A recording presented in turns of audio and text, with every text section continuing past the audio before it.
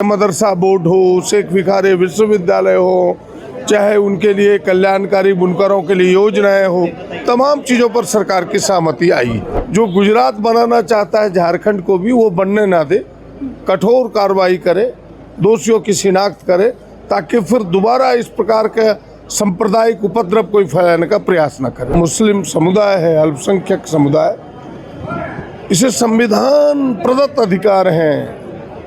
आप article 29, article 30, article 31 को देखें तो उसमें प्रावधान है कि वो अपने धर्म संस्कृति के अनुसार स्कूलों को भी, शिक्षा संस्थानों को भी खोल सकते हैं। उनकी सोच अल्पसंख्यकों के प्रति, जो उनके नेताओं की सोच है, उसकी पार्टी की सोच है, वो जग जाहिर है, उसी का एक हिस्सा है, उसी का ये प्रकटीकरण है।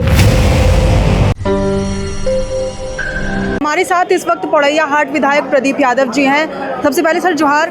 और सर, आपने आज अल्पसंख्यक समुदाय के युवाओं के शिक्षा स्तर में बढ़ोतरी को लेकर खासा आपने मुद्दा उठाया। बिल्कुल, हमने कहा कि जो मुस्लिम समुदाय है, अल्पसंख्यक समुदाय, इसे संविधान प्रदत्त अधिकार हैं। आप आर्टिकल 29, आर्टिकल 30, आर्टिकल 31 को देखें तो उसमें प्रावधान है कि वो अपने धर्म संस्कृति के अनुसार स्कूलों को भी, शिक्षा संस्थानों को भी खोल सकते हैं। यानी ये छूट है, लेकिन फिर भी हम शैक्षणिक रूप से आज पिछड़े पा रहे हैं।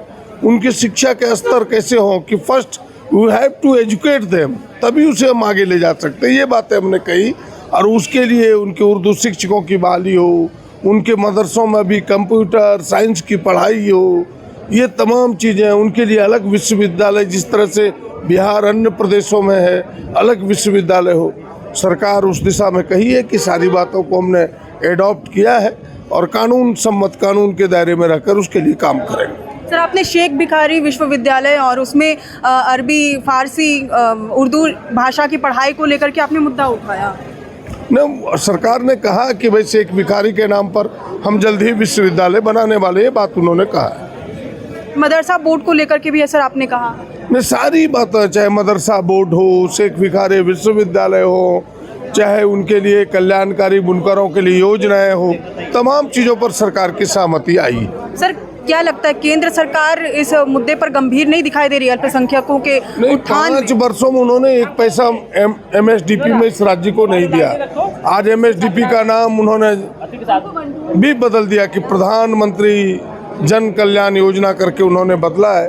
तो हमें लगता है कि इस सरकार को थोड़े प्रयास करना चाहिए, दबाव बनाना चाहिए, ताकि भारत सरकार से कुछ आवंटन ला सके। सर, एक तरफ आप मदरसा बोर्ड के गठन की बात कर रहे हैं और दूसरी तरफ जो रांची के भाजपा विधायक है CP सिंह, उन्होंने मदरसा के बारे में कुछ ऐसा शब्द कहा है जैसे कि मदरसा में पढ़ेंगे तो कहाँ से भाषा और तहजीब समझ में आएगी। नहीं, ये उनके अपने विचार हो सकते हैं। अब उनके विचारों से हम अपने विचारों को टकराना नहीं चाहते।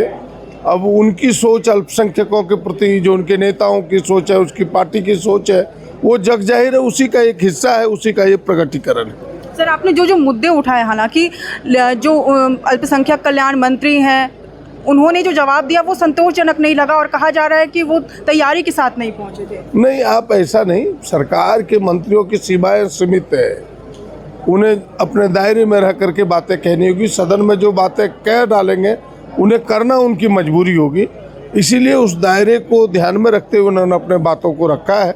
तैयारी में थे, करने की भी इच्छा है, फलाफल सामने आएगा। Thank you. सर, एक चीज़ और, जैसे बीते दिनों जो महाशिवरात्रि के समय हजारीबाग के इचाक प्रखंड में एक हिंसक झड़प हुई थी, 2 समुदायों के बीच में पथराव हुआ था।